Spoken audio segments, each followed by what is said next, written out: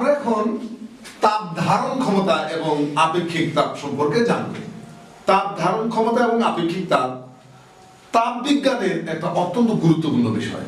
তাপ ধারণ ক্ষমতা এবং আপেক্ষিক তাপ এক এক করে আমরা জানবো। প্রথমে তাপ ধারণ ক্ষমতা জানি, তারপরে আমরা আপেক্ষিক তাপ সম্পর্কে জানবো, এরপরে আমরা দুটি কম্পেয়ার করবো, অর্থাৎ এদের পার্থক্যগুলো কি সেটা জানবো, তারপরে আবার তাপ ধারণ ক্ষমতা আর আপেক্ষিক তাপের মধ্যে কি সম্পর্ক রয়েছে নাকি এদের মধ্যে কোনো সম্পর্ক নাই সেটাও আমরা দেখব।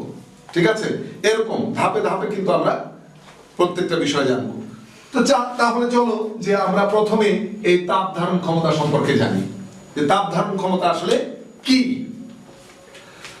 তাপ ধারণ ক্ষমতার শাব্দিক যে ভাবটা রয়েছে সেখান থেকেই বুঝতে পারো তাপ ধরে রাখার ক্ষমতা, কোন বস্তুর তাপ ধরে রাখার ক্ষমতা, এটা তাপ ধারণ ক্ষমতা, তাই না? তো এখন এটাকে যদি আমরা ডেফিনেশন দিতে যাই, সংজ্ঞায়িত করতে চাই, তাহলে এটাকে কিভাবে সংজ্ঞায়িত করতে পারি? হ্যাঁ, সংজ্ঞায়িত করা যাবে ঠিক এভাবে যে কোন বস্তুর তাপমাত্রা 1 কেলভিন বাড়াতে, কোন বস্তুর তাপমাত্রা 1 কেলভিন বাড়াতে যে পরিমাণ তাপের প্রয়োজন হয়, কোন বস্তুর তাপমাত্রা 1 কেলভিন বাড়াতে যে পরিমাণ তাপের প্রয়োজন হয় তাকে ওই বস্তুর তাপ ধারণ ক্ষমতা বলে। তো দেখো এই সংজ্ঞাটা যদি আমরা গাণিতিক আকারে দিতে চাই, গাণিতিক আকারে যদি মানে অথবা এই সংজ্ঞা থেকে যদি আমরা গাণিতিক কোনো কিছু পেতে চাই, গাণিতিক এক্সপ্রেশনটা কি আসলে সেটা যদি আমরা পেতে চাই, তাহলে দেখো আমি যেটা বলেছি যে কোন বস্তুর তাপমাত্রা 1 কেলভিন বাড়াতে যে পরিমাণ তাপের প্রয়োজন হয়, তো তাপমাত্রা বাড়াতে তো তাপের প্রয়োজন হবেই, রাইট? তো বলা হচ্ছে যে 1 কেলভিন বাড়াতে যদি 1 জুল তাপের প্রয়োজন হয়, কোন বস্তুর তাপমাত্রা 1 কেলভিন বাড়াতে যে পরিমাণ তাপের প্রয়োজন হয়। তো আমি যদি ধরে নেই যে কোন বস্তুর তাপমাত্রা ডেল থিটা পরিমাণ বাড়ানোর জন্য তাপের প্রয়োজন হয় কিউ জুল বা কিউ পরিমাণ, তাপের প্রতি কিউ, রাইট? তাপমাত্রা বৃদ্ধির প্রতি কি ডেল থিটা আমরা পড়ে আসছি, কিন্তু তাপমাত্রা বৃদ্ধি বা তাপমাত্রার পরিবর্তনের প্রতি ডেল থিটা।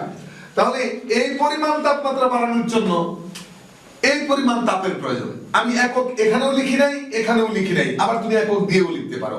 ধরো ডেল থিটা কেলভিন বাড়াতে, মনে করি কোন বস্তুর তাপমাত্রা ডেল থিটা কেলভিন, এই যে তাপমাত্রা পরিবর্তন বা পার্থক্য কিন্তু কেলভিন এককে পরিমাপ করে, অবশ্য সেলসিয়াস স্কেলে ওইটা একই, এটা এর আগে বারবার বলেছি কিন্তু, তাই না? তাহলে কোন বস্তুর তাপমাত্রা ডেল থিটা কেলভিন বৃদ্ধি করার জন্য যদি কিউ জুল তাপের প্রয়োজন হয়, এই যে তাপের একক জুল, তাহলে 1 কেলভিন বাড়াতে, ওই বস্তুর তাপমাত্রা 1 কেলভিন বাড়াতে কি পরিমাণ তাপের প্রয়োজন হবে? ঐকিক নিয়ম কিউ বাই ডেল থিটা, এত জুল, রাইট? তাহলে আমি বলেছিলাম সংজ্ঞায় যে কোন বস্তুর তাপমাত্রা 1 কেলভিন বাড়াতে যে পরিমাণ তাপের প্রয়োজন হয়, তার মানে কি এই যে পরিমাণ তাপের প্রয়োজন হয়, এটাই হচ্ছে তাপ ধারণ ক্ষমতা। তাহলে আমরা বলতে পারি তাপ ধারণ ক্ষমতা C ইকুয়াল টু ক্যাপাসিটি, হ্যাঁ, থার্মাল ক্যাপাসিটি, তাপ ধারণ ক্ষমতা C ইকুয়াল টু তাহলে কি কিউ বাই ডেল থিটা, এই যে C equal to Q by del theta, এটাই হচ্ছে তাপ ধারণ ক্ষমতার গাণিতিক প্রকাশ। এটা হলো গাণিতিক প্রকাশ, এটাকে আমরা একটু ব্লক করে রাখতে পারি। এটা হলো তাপ ধারণ ক্ষমতার গাণিতিক প্রকাশ, এটা আবার পরবর্তীতে লাগবে। এখন আমরা তাপ ধারণ ক্ষমতার পরে আপেক্ষিক তাপের সংজ্ঞা নিয়ে কথা বলি। প্রথমে আমি তাপ ধারণ ক্ষমতার সংজ্ঞা নিয়ে কথা বললাম, একক মাত্রা এগুলিতে পড়ে যাচ্ছি। আগে আমরা দুইটা বিষয়কে আগে সংজ্ঞায়িত করি। তাহলে তাপ ধারণ ক্ষমতাকে সংজ্ঞায়িত করেছি, বাংলায় সংজ্ঞা দিয়েছি এবং তার গাণিতিক প্রকাশ দেখেছি। একইভাবে আপেক্ষিক তাপের সংজ্ঞা দিব এবং তার গাণিতিক প্রকাশ দেব। এবার চলো আপেক্ষিক তাপের গাণিতিক প্রকাশটা আমরা দেখে, এই সংজ্ঞাটা আমরা পড়ে নেই, তারপর আমরা গাণিতিক প্রকাশ দেব। সংজ্ঞাটা কি? পার্থক্য শুধু এক জায়গায়, এইটা সংজ্ঞা আর এটা সংজ্ঞার মধ্যে একটা জায়গায় পার্থক্য। এখানে বস্তুর ভরের কোনো বিষয় নেই, আর এখানে ভরের একটা বিষয় থাকবে, ভরের একটা হিসাব থাকবে। একক ভরের কোনো বস্তুর তাপমাত্রা বা 1 কেজি ভরের কোনো বস্তুর তাপমাত্রা, ভরের একক কেজি, 1 কেজি ভরের কোনো বস্তুর তাপমাত্রা 1 কেলভিন বাড়াতে যে পরিমাণ তাপের প্রয়োজন হয়, দেখো 1 কেলভিন বাড়াতে যে পরিমাণ তাপের প্রয়োজন হয় এটা কিন্তু এখানেও আছে। ওইখানে শুধু অতিরিক্ত একটু আসলো আগে, সেটা হলো 1 কেজি ভরের কোনো বস্তুর তাপমাত্রা, এইটুকু শুধু অতিরিক্ত আসলো। 1 কেজি ভরের কোনো বস্তুর তাপমাত্রা 1 কেলভিন বাড়াতে যে পরিমাণ তাপের প্রয়োজন হয় তাকে ওই বস্তুর উপাদানের আপেক্ষিক তাপ বলে। তাহলে দেখি গাণিতিক প্রকাশটা। আমি ধরে নিলাম যে m কেজি ভরের কোন বস্তুর তাপমাত্রা ডেল থিটা কেলভিন বাড়াতে কিউ জুল তাপের প্রয়োজন হয়। প্রত্যেকটারই কিন্তু একক আমি লিখেছি, এখানে যেমন একক লিখেছিলাম। তো যেহেতু ভর ফ্যাক্ট এই সংজ্ঞায়, হ্যাঁ, ধরে নিচ্ছি যে m কেজি ভরের কোন বস্তুর তাপমাত্রা ডেল থিটা কেলভিন বাড়াতে কিউ জুল তাপের প্রয়োজন হয়। অতএব 1 কেজি ভরের কোন বস্তুর তাপমাত্রা 1 কেলভিন বাড়াতে, তাহলে কত জুল? এই দুইটাই তাহলে নিচে চলে যাবে ঐকিকের নিয়ম অনুযায়ী, তাহলে Q by M del theta, right? এইটা তো আমি তো সংজ্ঞায় বলেছিলাম 1 কেজি ভরের কোন বস্তুর তাপমাত্রা 1 কেলভিন বাড়াতে যে তাপের প্রয়োজন হয়, তাহলে নিশ্চয়ই এইটাই সেই আপেক্ষিক তাপ, ওই বস্তুর উপাদানের আপেক্ষিক তাপ। তাহলে আপেক্ষিক তাপের প্রতীক হচ্ছে S, তাহলে S equal to Q by M del theta, এই হচ্ছে আপেক্ষিক তাপ, রাইট? তাহলে এটা হলো আপেক্ষিক তাপের গাণিতিক প্রকাশ, আপেক্ষিক তাপের গাণিতিক প্রকাশ। তো দুইটা বিষয়কেই আমরা সংজ্ঞায়িত করেছি আর তাকে আমরা গাণিতিক ভাবে দেখিয়েছি। এবার পার্থক্যের মধ্যে মানে কম্পেয়ার করি, এই দুইটার মধ্যে কম্পেয়ার করি, তুলনা করি, কি কি পার্থক্য আছে, মিল আছে কতটুকু। মিল তো বোঝাই যাচ্ছে, এই যে এইটুকু কিন্তু মিল আছে, এই যে এইটুকু, রাইট? আর প্রতীকের মধ্যে পার্থক্য আছে, তাপ ধারণ ক্ষমতার প্রতীক কি? সি, আর আপেক্ষিক তাপের প্রতীক এস। পার্থক্য যদি বলো, তাপ ধারণ ক্ষমতা C equal to Q by del theta, আর আপেক্ষিক তাপ S equal to Q by M del theta. এই যে পার্থক্যগুলো যাচ্ছে। এবার দেখো তাপ ধারণ ক্ষমতার এককে যাচ্ছি, একক। তাপ ধারণ ক্ষমতার একক কি দাঁড়ায়? তাহলে কিউ এর একক, কিউ মানে কি? তাপ। তাপের একক কি? জুল। তাপের একক হচ্ছে জুল। আর ডেল থিটা কি? কেলভিন। তাহলে এটা হলো কেলভিন। তাহলে আমরা যদি লিখি জুলকে আমরা সংক্ষেপে জে দ্বারা প্রকাশ করি, জুল পার কেলভিন। তাহলে তাপ ধারণ ক্ষমতার একক হচ্ছে জুল পার কেলভিন। আপেক্ষিক তাপের একক দেখি, এই যে তাপের একক জুল, আর এই যে ভর, ভরের একক কেজি, আর ডেল থিটা তাপমাত্রা পার্থক্য, এটা হলো কেলভিন।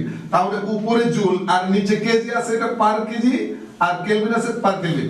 তাহলে আপেক্ষিক তাপের একক দাঁড়ালো joule per KG per kelvin. দেখো এই যে পার্থক্যগুলো জানা যাচ্ছে। এখন এই যে পার্থক্যটুকু বললাম, আরো পার্থক্য পাওয়া যাবে, দুটার মধ্যে আরো পার্থক্য আমরা বের করতে পারবো। তার আগে এই দুটা বিষয়ের মধ্যে সম্পর্ক প্রতিপাদন করতে হবে, যে এই দুটার মধ্যে কি সম্পর্ক রয়েছে নাকি আদৌ কোনো সম্পর্ক নাই। আমরা কিন্তু কিছুটা ধারণা করতে পারি যে না, সম্পর্ক একটু হলেও আছে। সেটা কি? এই যে এই অংশটুকু তো একই, এই অংশটুকু, রাইট? হ্যাঁ, এখানেও 1 কেলভিন বৃদ্ধি করতে যে পরিমাণ হবে, এখানেও 1 কেলভিন বৃদ্ধি করতে যে পরিমাণ হবে, শুধু এই ভরটুকু পার্থক্য, তাই না? কাজে অবশ্যই সম্পর্ক রয়েছে। তো সেই সম্পর্কটুকু কেন সম্পর্ক আছে দেখো, এখানে আরো আমরা হিসাব করতে পারি। এখানেও আছে কিউ বাই ডেল থিটা, এখানেও আছে কিউ বাই, এই যে কিউ বাই ডেল থিটা, এখানেও আছে কিউ বাই ডেল থিটা, আছে না? কাজে সম্পর্ক তো অবশ্যই আছে। তো আমরা সম্পর্কটা প্রতিপাদন করব। সম্পর্ক প্রতিপাদন করার জন্য আমরা কি করব দেখো, যদি তোমাকে বলা হয় যে আপেক্ষিক তাপ ও তাপ ধারণ ক্ষমতার মধ্যে সম্পর্ক প্রতিপাদন করো, তাহলে তুমি আপেক্ষিক তাপের সংজ্ঞা দিবে আর এই ইকুয়েশনটা লিখবে। তাপ ধারণ ক্ষমতার সংজ্ঞা দিবে, ইকুয়েশনটা লিখবে।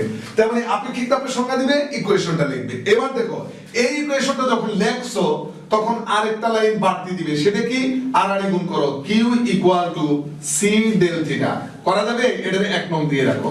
আর এইখানেও তুমি আরেকটা লাইন করো, Q equal to M S del theta, right? এটারে দাও 2 নং। দেখো এইটাও কিউ এর মান, এইটাও কিউ এর মান, তাহলে 1 ও 2 হতে পাই, 1 ও 2 হতে পাই। তাহলে C del theta equal to M S del theta, right? এবার ডেল থিটা দ্বারা উভয় পক্ষে ভাগ যায়, তাহলে ডেল থিটা দ্বারা যদি উভয় পক্ষে ভাগ করি, C equal to M S. দেখো এটা কিন্তু আমরা একটা নতুন সম্পর্ক পেলাম। দেখো এই তাপ ধারণ ক্ষমতার গাণিতিক প্রকাশকে একটু জাস্ট আর গুণ করে Q equal to C del theta লিখেছি, এটাও তাই আর গুণ করে Q equal to M S del theta লিখেছি। তো এটাও কিউ এর মান, এটাও কিউ এর মান, কাজে এইটা ইকুয়াল টু এইটা লিখেছি, সেখানে ডেল থিটা দ্বারা ভাগ করে C equal to M S. ব্যাপারটা কি দাঁড়ালো তাহলে? লক্ষ্য করো, কোন বস্তুর ভরকে, এই যে এই জায়গায় লক্ষ্য করো, কোন বস্তুর ভরকে ওই বস্তুর আপেক্ষিক তাপ দ্বারা গুণ করলে তার তাপ ধারণ ক্ষমতা পাওয়া যায়। দেখছো, তা আমরা বলতে পারি। এবং আমি যদি আরেকটা লাইন লিখি, এই এমটা এখানে নিচে আনবো, তাহলে C/m ইকুয়াল টু S। তাহলে আমরা বলতে পারি কোন বস্তুর তাপ ধারণ ক্ষমতাকে ওই বস্তুর ভর দ্বারা ভাগ করলে তার আপেক্ষিক তাপ পাওয়া যাবে। এটাও কিন্তু একটা পার্থক্য, দেখছো? এটা কিন্তু পার্থক্য। তাহলে আমরা তাপ ধারণ ক্ষমতার সাইডে আমরা লিখতে পারি যে কোন বস্তুর ভরকে আপেক্ষিক তাপ দ্বারা গুণ করলে তাপ ধারণ ক্ষমতা পাওয়া যায়। আবার আপেক্ষিক তাপের সাইডে লিখতে পারি কোন বস্তুর তাপ ধারণ ক্ষমতাকে ওই বস্তুর ভর দ্বারা ভাগ করলে তার আপেক্ষিক তাপ পাওয়া যায়। তাহলে এটাও কিন্তু একটা পার্থক্য। দেখো, তাহলে আমরা তাপ ধারণ ক্ষমতার সংজ্ঞা, আপেক্ষিক তাপের সংজ্ঞা, তাপ ধারণ ক্ষমতার গাণিতিক প্রকাশ, আপেক্ষিক তাপের গাণিতিক প্রকাশ, আর এদের মধ্যে পার্থক্য এবং এদের মধ্যে সম্পর্ক সবই কিন্তু হয়ে গেল। এখন আমাদের সিলেবাস অনুযায়ী বেশ কয়েকটা পদার্থের আপেক্ষিক তাপ উল্লেখ করা আছে। আচ্ছা, একটা পদার্থের ভর যদি উল্লেখ থাকে আর আপেক্ষিক তাপ যদি জানা থাকে, তাহলে আমরা অবশ্যই তাপ ধারণ ক্ষমতা বের করতে পারবো। সুতরাং শুধুমাত্র আপেক্ষিক তাপ উল্লেখ থাকা তার মানে শুধুমাত্র আপেক্ষিক তাপই নয়, আসলে ইচ্ছে করলে আমরা তাপ ধারণ ক্ষমতাও বের করতে পারবো। সেই ক্ষেত্রে যে ভর লাগবে, ভর যদি উল্লেখ থাকে, যেমন যদি বলা হয় যে 5 কেজি পানির তাপ ধারণ ক্ষমতা কত, বলা হলো 5 কেজি পানির তাপ ধারণ ক্ষমতা কত। দেখো, বলা হলো 5 কেজি পানির তাপ ধারণ ক্ষমতা C ইকুয়াল টু 1।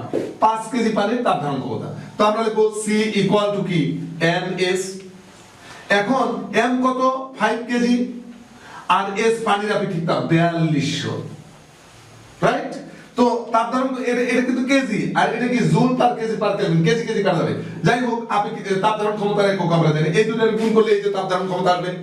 কাজেই ভর আর আপেক্ষিক তাপ যদি দেওয়া থাকে, তাহলে আমরা তাপ ধারণ ক্ষমতা বের করতে পারবো ইনশাআল্লাহ।